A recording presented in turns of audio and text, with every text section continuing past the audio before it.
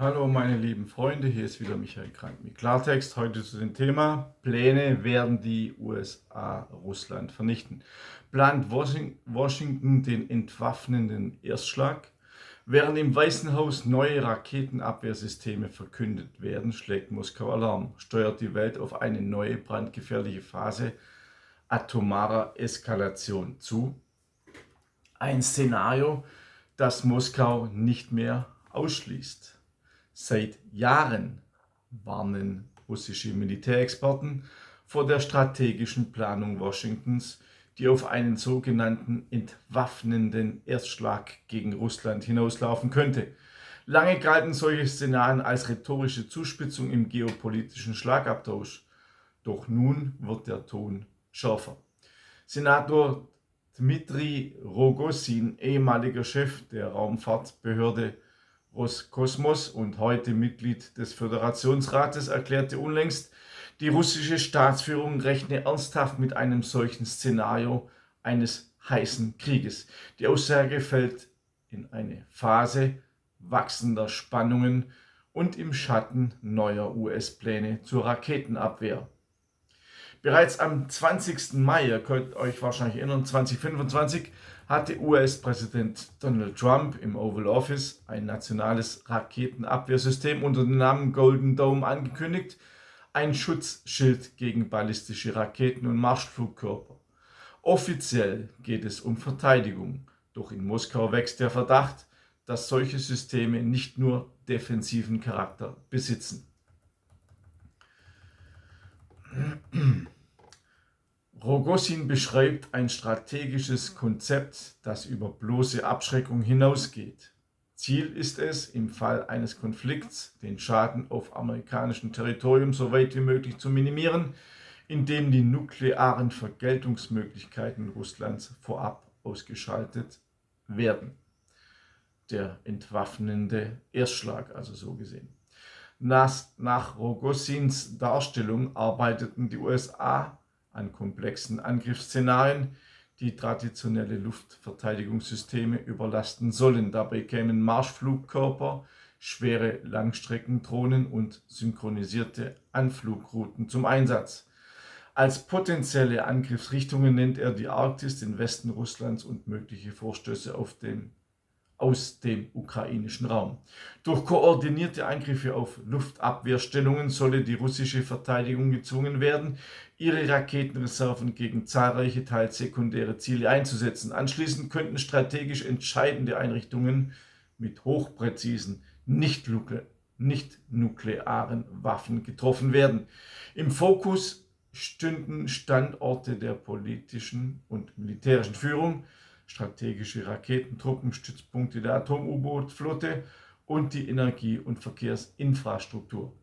Ziel sei die Desorganisation der Staatsführung, die Unterbrechung interner Kommunikationslinien und die Reduzierung des Zweitschlagpotenzials. Im Zentrum dieser Debatte steht ein Begriff, der seit Jahrzehnten das atomare Gleichgewicht bestimmt: Zweitschlagfähigkeit. Solange beide Seiten in der Lage sind, nach einem Angriff verheerend zurückzuschlagen, bleibt der Einsatz von Atomwaffen politisch irrational. Wird jedoch das Gegenschlagpotenzial neutralisiert oder als neutralisierbar eingeschätzt, verändert sich die strategische Kalkulation. Rogozin argumentiert, die USA versuchten, das russische Zweitschlagpotenzial so weit zu reduzieren, dass ein verbleibender Gegenschlag kontrollierbar erscheine. Kontrollierbar bedeutet in dieser Logik, der verbleibende Schaden wäre hoch, aber politisch als hinnehmbar kalkulierbar. Russische Analysten verweisen in diesem Zusammenhang auf den Ausbau der NATO-Raketenabwehr in Polen und Rumänien, die strategische Bedeutung Grönlands und die zunehmende militärische Verzahnung mit der Ukraine. Aus Moskauer Perspektive entstehe so ein Gürtel aus Frühwarn- und Abwehrsystemen entlang der russischen Peripherie. Ob diese Systeme primär defensiven oder potenziell offensiven Charakter besitzen, ist Gegenstand intensiver Debatten unter Sicherheitsexperten.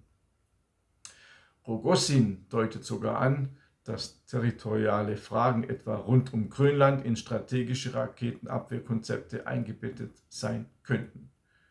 Ein weiterer Punkt in seiner Analyse betrifft den Weltraum. Er warnt vor der Entwicklung manövrierfähiger Offensivsysteme, die außerhalb der Atmosphäre operieren könnten und nach russischer Einschätzung für bestehende Luft- und Raketenabwehrmittel schwer abfangbar wären.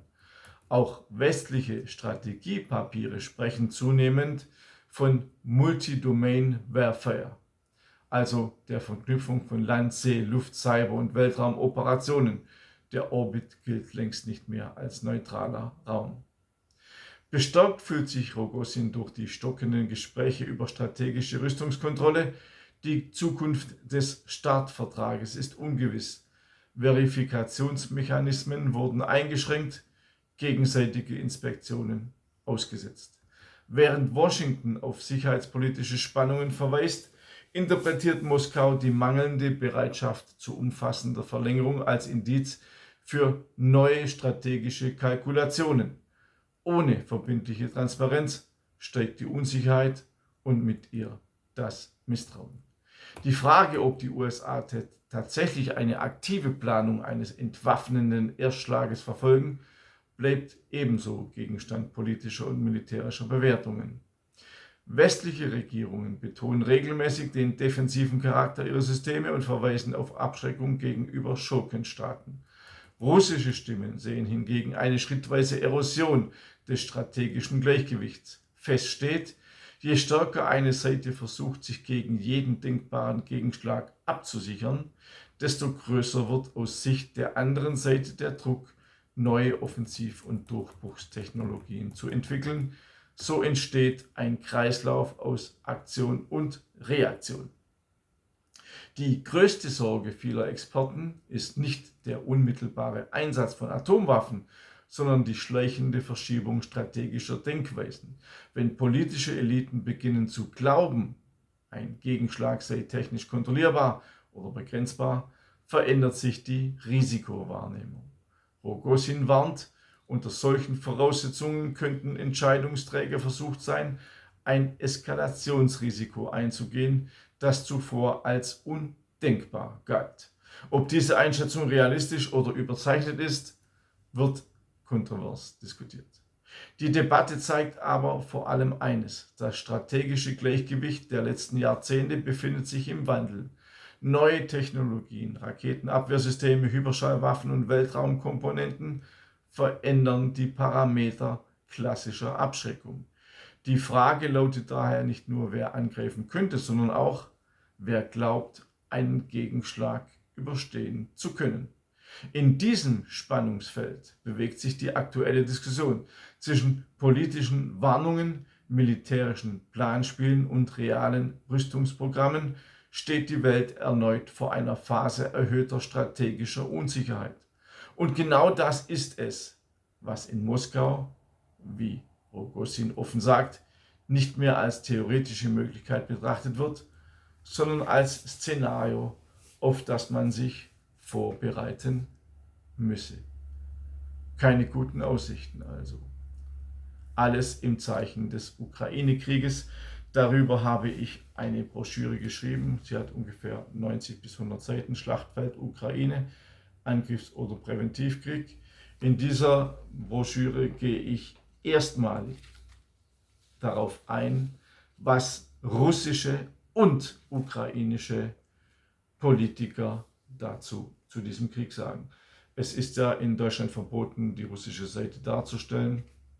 Ich als neutraler Journalist stelle aber beide Seiten dar. Diese Broschüre, hochbrisant, erhaltet ihr sogar kostenlos bei info@konservative.de. Natürlich, die Konservativen sind ein Verein, freuen sich natürlich auch auf eine kleine Spende, aber ihr könnt es, wie gesagt, kostenlos anfordern. Die Links sind unten angegeben. Genauso wie mein Buch Deutschland und der 2+4-Vertrag. Hintergründe, Wortbrüche, Lügen, jetzt in 3. Auflage erschienen. In diesem Buch beschreibe ich den 2+4-Vertrag und wie die Russen getäuscht worden sind. Aber das Brisante in diesem Buch ist, Was könnte geschehen, wenn Putin diesen Vertrag annulliert? Kommt die DDR zurück? Müssen alle Verträge, die abgeschlossen worden sind, rückabgewickelt werden? All das erfahrt ihr in diesem Buch. Und wenn wir schon dabei sind, möchte ich auf mein neues Buch hinweisen. Deutschland muss vernichtet werden. Völkermord, Vertreibung und Zersetzung des deutschen Volkes. In diesem Buch beschreibe ich alle Massaker an uns Deutschen. Alle, die es seit 1914 gegeben hat. Diese Massaker sind so umfangreich, dass ich erstmalig, also eine Weltpremiere, eine verschwiegene Massenmordbilanz an uns Deutschen veröffentlicht habe. In dieser Bilanz seht ihr, wie viele Deutsche von den Alliierten umgebracht worden sind. Es sind mehrere Millionen, ihr könnt es nicht glauben. Abonniert mich auch auf Telegram, das ist wichtig, weil ich will mehr Leute auf Telegram haben. Dort bin ich jeden Tag mit Audios und Videos. Ich wünsche euch alles Gute, bis zum nächsten Mal, euer Michael Grandt.